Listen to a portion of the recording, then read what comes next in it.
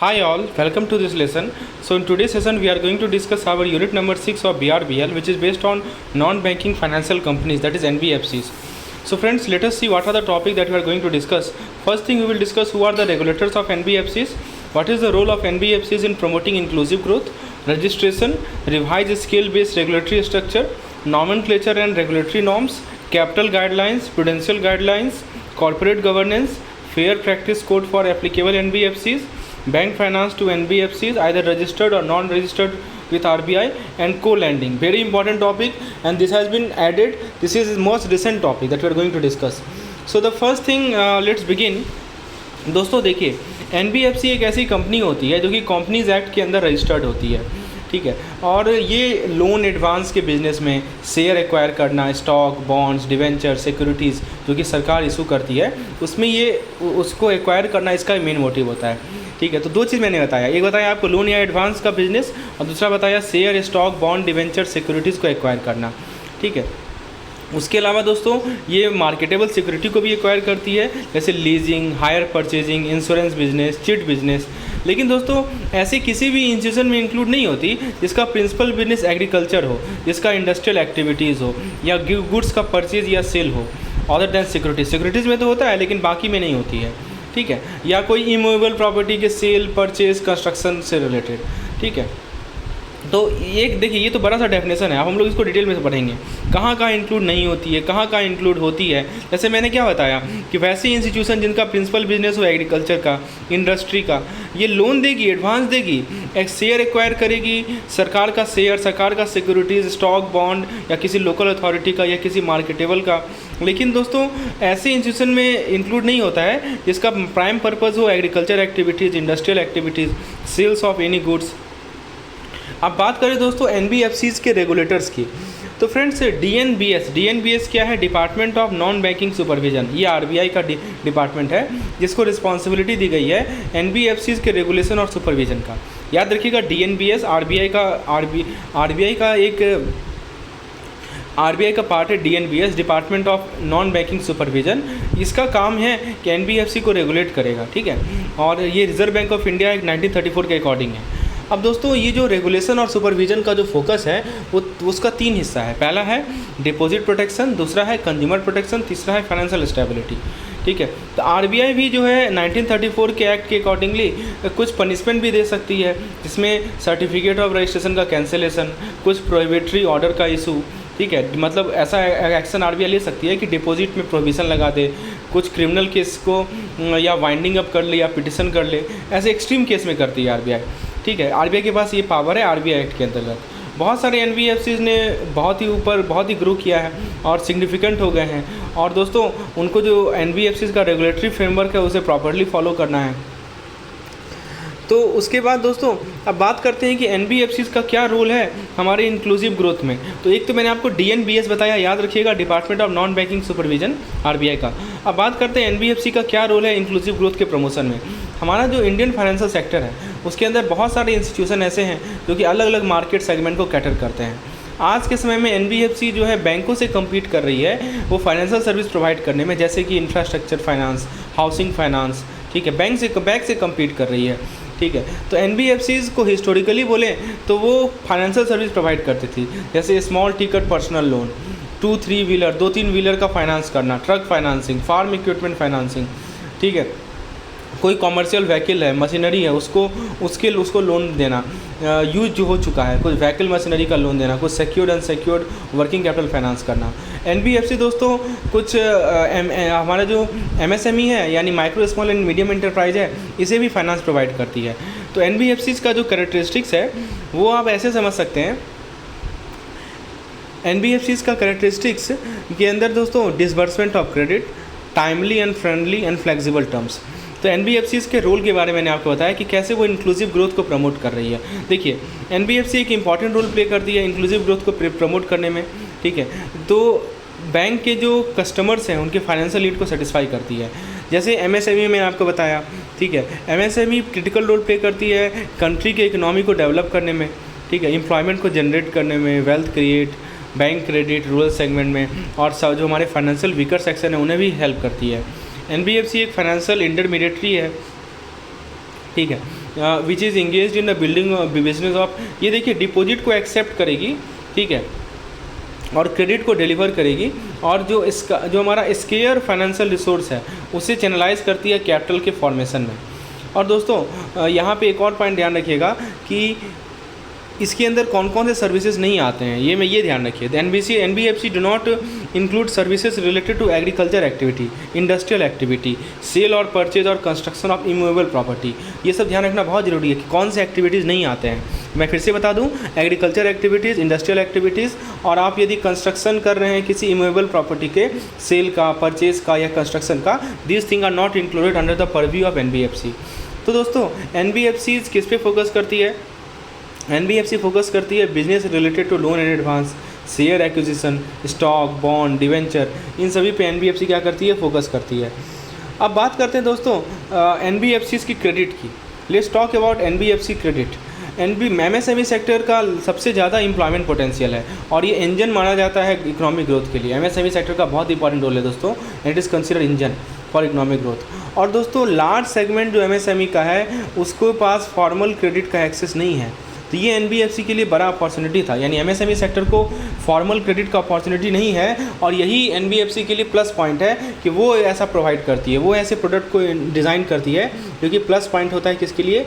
MSME sector के लिए। जैसे कैसे भी करता है दोस्तों, माइक्रो फाइनेंस इंस्टीट्यूशन।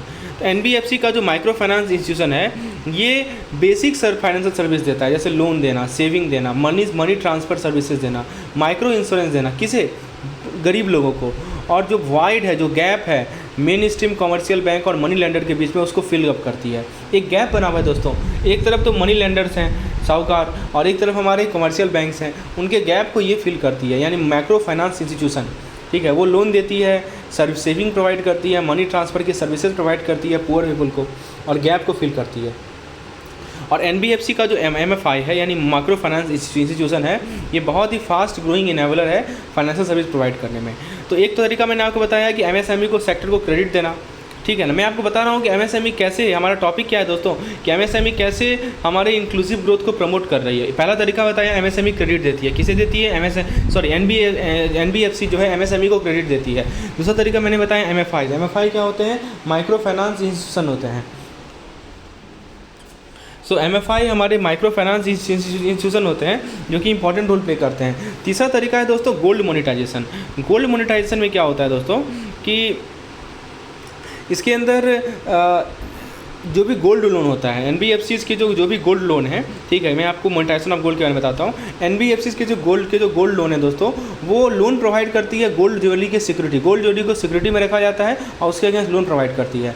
बैंक भी गोल्ड लोन के बिजनेस में इन्वॉल्व है, लेकिन एनबीएफसी का जो गोल्ड लोन है वो उसमें बहुत ही बड़ा ग्रोथ देखा गया, क्योंकि इनकी कस्टमर फ्रेंडली अप्रोच है। जैसे सैंक्शन प्रोसेस आसान है, क्विक लोन डिसबर्समेंट मिल जाता है, इन सभी के कारण इनका जो गोल्ड लोन का डिसबर्समेंट है उसमें फिनोमिनल ग्रोथ देखा गया, ठीक है। उसके बाद दोस्तों नेक्स्ट है हमारा सेकेंड हैंड व्हीकल फाइनेंसिंग। यानी दोस्तों लोन तो प्रोवाइड करती ही है प्रॉपर्टी के अगेंस्ट, एनबीएफसी जो है फाइनेंसिंग, जो सेकेंड हैंड व्हीकल रहती है, जो रिकंडीशन व्हीकल रहती है, जो 3 व्हीलर है, जो construction equipment based secure unsecure working capital finance है, उसमें भी ये इंगेज है। तो इंडिया में देखा गया कि एनबीएफसी के अलावा कोई ऐसे फाइनेंशियल सेक्टर नहीं है जो कि सेकेंड हैंड बिजनेस को फाइनेंस करे, सेकेंड हैंड व्हीकल को फाइनेंस करे। तो ये बहुत ही पॉपुलर है, ठीक है, रोड ट्रांसपोर्ट में। तो एनबीएफसी बहुत ही इंपॉर्टेंट रोल प्ले करती है। तीसरा है, नेक्स्ट है हमारा अफोर्डेबल हाउसिंग। दूसरा एरिया जहाँ पे एनबीएफसी पार्टिसिपेट कर रही है इंक्लूसिव ग्रोथ में, वो है अफोर्डेबल हाउसिंग। बहुत सारी एनबीएफसी दोस्तों छोटे छोटे लोन दे रहे हैं, स्मॉल टिकट लोन दे रहे हैं होम बायर को, जो हमारे लो इनकम कस्टमर है उसे टारगेट करके। एनबीएफसी का आसान होता है केवाईसी नॉर्म्स, जैसे वो डॉक्यूमेंटेशन रिक्वायरमेंट में कुछ छूट देती है, और दोस्तों लो इनकम बॉरोवर को एक्सेस मिल जाता है आसानी से, ठीक है। तो ये सभी पॉइंट आपको मैंने क्या क्या बताया, एमएसएमई को क्रेडिट देना, फिर मैंने बताया दोस्तों माइक्रो फाइनेंस इंस्टीट्यूशन जो गैप को फिलअप कर रही है, फिर मैंने आपको बताया monetisation of golds, second hand vehicle financing, affordable housing. तो इन सभी से ये क्लियर होता है दोस्तों एमएसएमई का जो फाइनेंशियल इंक्लूजन में रोल है वो इस बात को दिखाता है कि गेम चेंजर है। Like micro finance, affordable housing, second hand vehicle finance, gold loan and infrastructure finance. तो बेसिक चीज़ें समझ में आ गया। चलिए अब जरा देखते हैं कि एनबीएफसी इकोनॉमिक डेवलपमेंट को और किन किन तरीके से हेल्प करती है। पहला है रिसोर्स को मोबिलाइज करने का, सेविंग को इन्वेस्टमेंट में कन्वर्ट करना, पहला तरीका। कैपिटल फॉर्मेशन, दोस्तों जो हमारा कैपिटल स्टॉक है कंपनी का वो बढ़ाने में एमएसएमई हेल्प करती है। तीसरा है दोस्तों provision of long term credit and specialised credit. Long term credit देना, स्पेशलाइज क्रेडिट देना, एम्प्लॉयमेंट जनरेट करना, फाइनेंशियल मार्केट का डेवलपमेंट, फॉरेन ग्रांट का को हेल्प करना, और जो हमारा विशियस सर्कल है पॉवर्टी का उसे ब्रेक करना। तो ये सभी तरीके से हमारा आर्थिक ये विकास होता है एमएसएमई के द्वारा। अब एमएसएमई का रजिस्ट्रेशन की बात करते हैं। तो आरबीआई एक्ट 1934 में दोस्तों ये मैंडेटरी है कि प्रत्येक हर एक एनबीएफसी को रजिस्टर्ड हो आरबीआई के साथ, ठीक है। तो दोस्तों अब ये जो रजिस्ट्रेशन की बात है इसमें क्या क्या नियम है मैं आपको बताता हूँ। तो दोस्तों आरबीआई को पावर दिया गया है, ठीक है, कि वो डोल रेगुलेशन को अपडेट करे। कुछ कैटेगरीज हैं एनबीएफसी के जो कि रेगुलेट किए जाते हैं दूसरे रेगुलेटर के द्वारा, ठीक है। तो दोस्तों मैं आपको बताता हूँ किन किन कैटेगरी के रेगुलेटर्स हो, ठीक है। मैं आपको बताता हूँ कुछ कैटेगरीज हैं एनबीएफसी के जिन्हें रजिस्ट्रेशन नहीं करना है, ठीक है। तो इनके पास पहले बात समझिए, इनका जो नेट ऑन फंड है 25 लाख रुपये का होना चाहिए। और एक और चीज़ है कि having the net owned fund of 25 lakh rupees और such other amount not exceeding 100 crore rupees, ठीक है। तो आरबीआई इनका नेट ऑन फंड एनओएफ होता है दोस्तों, नेट ऑन फंड बोलते हैं। इनका नेट ऑन फंड कितने का होना चाहिए? 25 लाख रुपये का होना चाहिए। पहले पॉइंट ध्यान रखिएगा, बहुत इंपॉर्टेंट पॉइंट है। एनओएफ कितना होना चाहिए? 25 लाख रुपये होना चाहिए और 100 करोड़ से ज़्यादा नहीं होना चाहिए। तो 25 लाख से 100 करोड़ के बीच में होना चाहिए, ठीक है। और अलग अलग एनबीएफसीज़ के लिए आरबीआई अलग अलग अमाउंट ऑफ एनओएफ को अनाउंस करती है। मैं आपको आगे बताऊंगा कि किस एनबीएफसी के लिए एनबीएफसी का मैं टाइप भी बताऊंगा और उसका एनओएफ कितना है वो बताऊंगा। लेकिन लिमिट में minimum limit 25 lakh, maximum limit 100 crore, ठीक है। दूसरी बात, ये जो रजिस्ट्रेशन की जो फॉर्मेलिटीज़ हैं, ठीक है, एक तो मैंने आपको बताया कितना पैसा चाहिए, नेट ऑन फंड कितना होना चाहिए, और दूसरा एक और है दोस्तों, इन्हें एक सर्टिफिकेट ऑफ रजिस्ट्रेशन लेना है, ठीक है ना। सर्टिफिकेट ऑफ रजिस्ट्रेशन लेना है। कुछ ऐसी कंपनीज़ हैं जिन्हें रजिस्ट्रेशन नहीं करवाना होता है। जैसे मैं आपको एग्जांपल का बताता हूँ। पहला है वेंचर कैपिटल फंड या merchant banking companies, stock broking companies जो कि सेबी से रजिस्टर्ड हो, जो हमारे इंश्योरेंस कंपनी है जिनके पास वैलिड सर्टिफिकेट्स ऑफ रजिस्ट्रेशन है IRDA का, या निधि कंपनी जो है, ठीक है। तो इन सभी कंपनी को दोस्तों रजिस्ट्रेशन की रिक्वायरमेंट नहीं होती है, एग्जाम्पशन दिया गया है रजिस्ट्रेशन से, ठीक है। जो चिट कंपनी है दोस्तों, जो हाउसिंग कंपनी रेगुलेट होती है NHB के द्वारा, और हमारे जो स्टॉक एक्सचेंज है या म्यूचुअल बेनिफिट कंपनी, ये सब को भी दोस्तों कोई रजिस्ट्रेशन करवाने की रिक्वायरमेंट नहीं है। तो ये मैंने समझाया कि किन किन कंपनी को रजिस्ट्रेशन करवाना ज़रूरी नहीं है। अब दोस्तों आपको मैं एप्लीकेबल एनबीएफसीज़ के बारे में बताता हूँ। तो सबसे पहला है systematically important non deposit taking companies and deposit taking companies. तो सबसे पहला है दोस्तों systematically importance non deposit taking NBFCs, इसको कहते हैं एनबीएफसीज़ NDSI। एनबीएफसी होता है non banking financial company, ND होता है नॉन डिपॉजिट, SI होता है सिस्टमेटिकली इंपॉर्टेंट। दूसरा होता है दोस्तों डिपॉजिट टेकिंग एनबीएफसीज़, यानी NBFCD शॉर्ट में कहा जाएगा। NBFCD मतलब डिपॉजिट, NBFCND मतलब नॉन डिपॉजिट, ठीक है। तीसरा होता है दोस्तों NBFCs जो हमारा फैक्टर्ड है, जो RBI से रजिस्टर्ड है और जिनका एसेट 500 करोड़ से ऊपर है, ठीक है। तो ये NBFC फैक्टर का आता है। NBFC फैक्टर RBI से रजिस्टर्ड होता है, इनका एसेट जो है 500 करोड़ से ऊपर है, ठीक है। और प्रत्येक NBFC इन्वेस्टमेंट कंपनी, ये सभी एप्लीकेबल NBFCs हैं। पहला है NBFC NDSI, दूसरा है दोस्तों NBFCD, तीसरा है NBFC फैक्टर, ठीक है। चौथा है दोस्तों इंफ्रास्ट्रक्चर डेब्ट फंड, IDF कहा जाता है इन्हें। इनका नेट ऑन फंड 300 करोड़ से ऊपर होता है। यहाँ देख सकते हैं आप, IDF कहा जाता है, IDF एंड NBFC कहा जाता है। NBFC ऐसे होते हैं जिनका नेट ऑन फंड 300 करोड़ से ऊपर है और पब्लिक प्राइवेट पार्टनरशिप में इन्वेस्टमेंट है। और post commencement operation date infrastructure project have to be complete at least 1 year of satisfactory commercial operation, मतलब कम से कम 1 साल ये सेटिस्फैक्ट्रीली इंफ्रास्ट्रक्चर फील्ड में काम कर चुके हैं। तो ये कहलाते हैं NBFC IDF NDFC। मैं आपको तरह तरह के NBFC का नाम बता रहा हूँ। पहला क्या बताया? NBFC SF SI ND, NBFC NDSI, NDSI मतलब ND यानी नॉन डिपॉजिट और सिस्टमेटिकली इंपॉर्टेंट। दूसरा बताया NBFCD यानी वैसे NBFC जो डिपॉजिट लेते हैं। तीसरा बताया NBFC फैक्टर। चौथा बताया दोस्तों NBFC IDF यानी इंफ्रास्ट्रक्चर डेब्ट फंड, ठीक है, 300 करोड़ से ऊपर का नेट ऑन फंड। फिर चौथा होता है दोस्तों NBFC MFI। MFI दोस्तों अभी मैंने आपको बताया था, माइक्रो फाइनेंस इंस्टीट्यूशन, जो कि हमारे मनी लेंडर्स और कमर्शियल बैंक के बीच के गैप को फिल करते हैं, राइट, इसे MFI कहते हैं। ये भी रजिस्टर्ड होते हैं RBI के साथ। इनका एसेट साइज 500 करोड़ से ऊपर होता है और इनका minimum net owned fund 5 crore का होता है दोस्तों। और यदि वो नॉर्थ ईस्टर्न रीजन में है तो 2 करोड़ चलेगा, ठीक है ना। नॉर्थ ईस्ट के लिए जो है NBFC MFI का जो मिनिमम NOF है वो 2 करोड़ का है। और दोस्तों एक और रिस्ट्रिक्शन है NBFC MFI में कि इनका 75% से टोटल एसेट जो है वो माइक्रो फाइनेंस लोन, मतलब देखिए जितने भी तरह के ये एसेट इनका जितना भी एसेट है उसका 75% एसेट इनको माइक्रो फाइनेंस लोन के रूप में देना है। तो दोस्तों अभी तक अगर फिर से रिकॉल कीजिए, रिकॉल करना बहुत ज़रूरी है। NBFCs में एप्लीकेबल मैंने आपको सबसे पहले बताया NBFC, SI, NDSI, NBFC के नॉन डिपॉजिट सिस्टमेटिकली इंपॉर्टेंट। फिर दूसरा बताया आपको NBFC D यानी NBFC डिपॉजिट।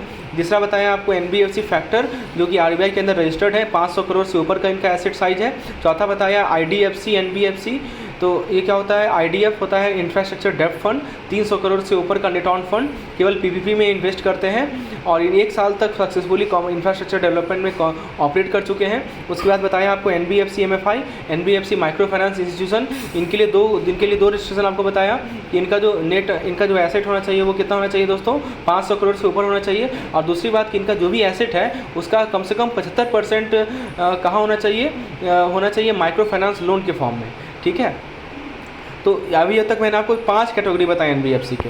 उसके बाद दोस्तों 6ठा कैटेगरी है हमारे पास NBFC infrastructure finance company, NBFC IFC, जो कि RBI से रजिस्टर्ड है। इनका भी एसेट साइज 500 करोड़ से ऊपर है और इनका 75% से ज़्यादा एसेट जो है इंफ्रास्ट्रक्चर लोन में है, ठीक है। तो ये बात है। और ये दूसरी बात कि इनका नेट ऑन फंड 300 करोड़ से ऊपर होगा। और चौथी बात ये है कि इनका जो क्रेडिट रेटिंग है वो A होना चाहिए। कोई भी सेबी रजिस्टर्ड क्रेडिट CRA है, सेबी के द्वारा रजिस्टर्ड क्रेडिट रेटिंग एजेंसी है, वो इनके रेटिंग को कम से कम A कैटेगरी दें।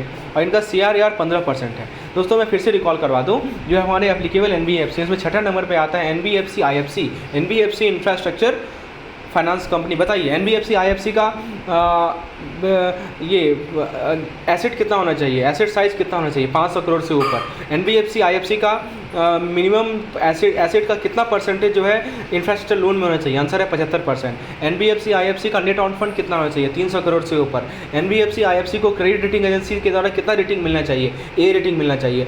NBFC IFC का CRAR कितना होना चाहिए, 15% होना चाहिए। आपसे एक question, NBFC IDF, NBFC infrastructure डेब्ट फंड का नेट ऑन फंड कितना होना चाहिए, 300 करोड़ से ऊपर, ठीक है। NBFC IFC and NBFC IDF एक कितने साल तक सेटिस्फैक्ट्री कॉमर्शियल ऑपरेशन करेगा, तो 1 साल तक होना चाहिए। चौथा क्वेश्चन आपके सामने, NBFC MFI इसका एसेट साइज कितना होना चाहिए, आंसर है 500 करोड़।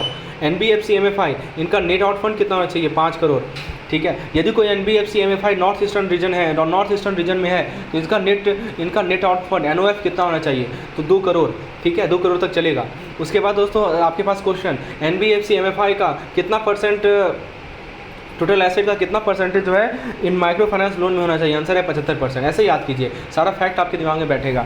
तो मैंने आपको फिर से बता दूं, NBFCs में सबसे पहला आता है NBFC NDSI, NBFC D, IDF NBC, NBFC MFI, NBFC IFC, और ये सभी इसके पार्ट्स हैं, एप्लीकेबल NBFCs हैं। चलिए ये सब आप याद रख लेंगे। उसके बाद दोस्तों अब मैं आपको बताता हूँ कि नेट ऑन फंड की रिक्वायरमेंट क्या है। मैंने बोला ना कि हर एक तरह के NBFC के लिए अलग अलग नेट ऑन फंड की रिक्वायरमेंट होती है। ये भी रिजर्व बैंक ऑफ इंडिया के 1934 एक्ट के अकॉर्डिंग है। तो RBI ने कहा है कि 2 करोड़ रुपया NOF होना चाहिए किसी भी NBFC को बिजनेस को कैरी करने के लिए, ठीक है ना। अभी मैंने आपको ऊपर बताया था ना NBFC का NOF कितना होना चाहिए, तो यहाँ लिखा ना 25 net owned fund of 25 lakh not exceeding 100 crore rupees. तो NOF में ये कहा गया है कि कम से कम 200 लाख यानी 200 लाख, मतलब कितना हो गया बताइए ना, 200 लाख यानी कि 2 करोड़।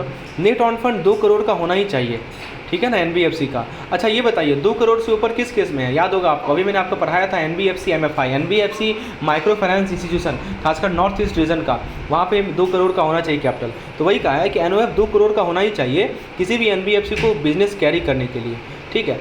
और उसके बाद दोस्तों कैपिटल रिक्वायरमेंट कितनी होनी चाहिए, तो जितने भी NBFCs हैं उनके पास Tier 1 और Tier 2 कैपिटल, ठीक है, ध्यान दीजिएगा दोस्तों। एक होता है CRAR क्या होता है, capital to risk weight asset ratio.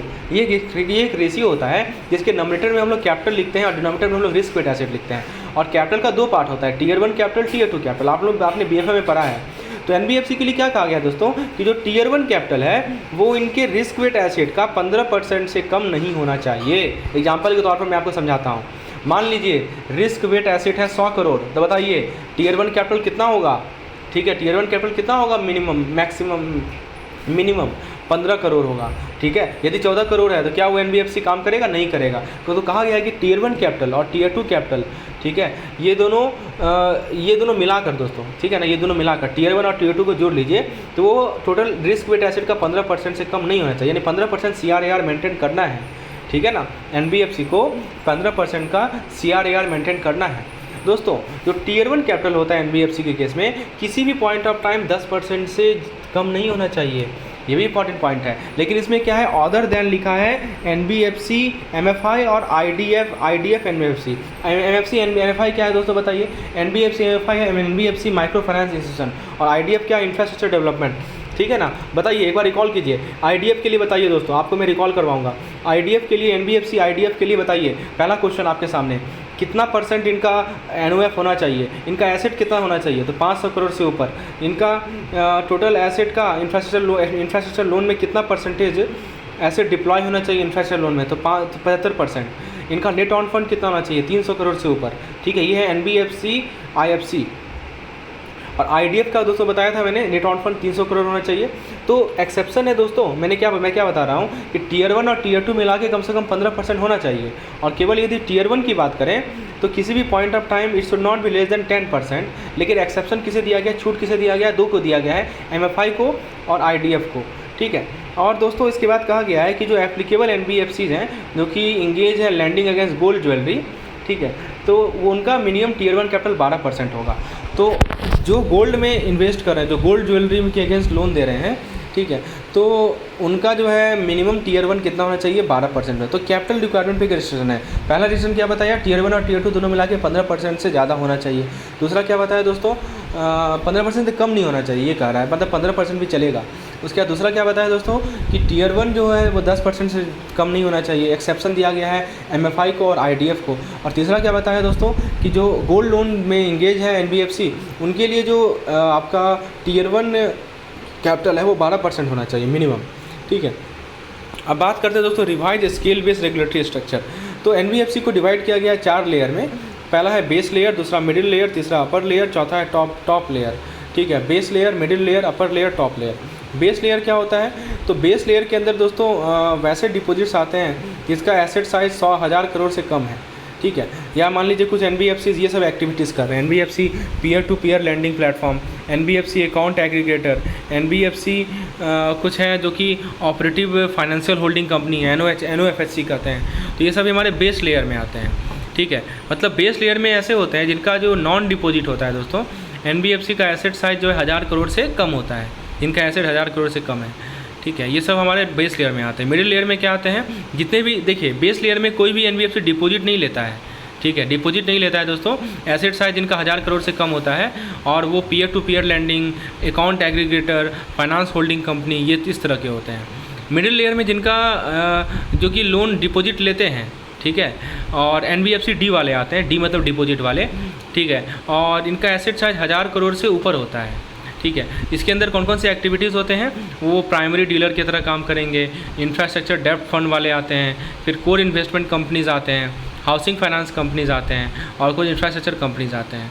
फिर अपर लेयर में दोस्तों वैसे एनबीएफसीज आते हैं, ठीक है, जो कि आरबीआई के द्वारा आइडेंटिफाई किया गया है एज वारंटिंग इन्हांस रेगुलेटरी रिक्वायरमेंट, जिनको रेगुलेटरी रिक्वायरमेंट के लिए इन्हांस किया गया है, ठीक है।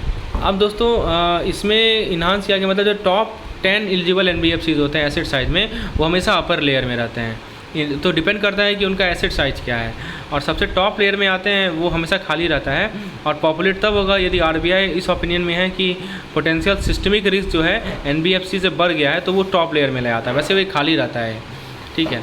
तो अपर लेयर से कुछ एनबीएफसी को टॉप लेयर में डाल दिया था। 4 लेयर का क्लासिफिकेशन है, ठीक है। एक है हमारा लोअर लेयर, एक middle base layer, middle layer, फिर एक हमारा base layer, middle layer, upper layer और top layer. There are 4 type of classification regarding NBFCs.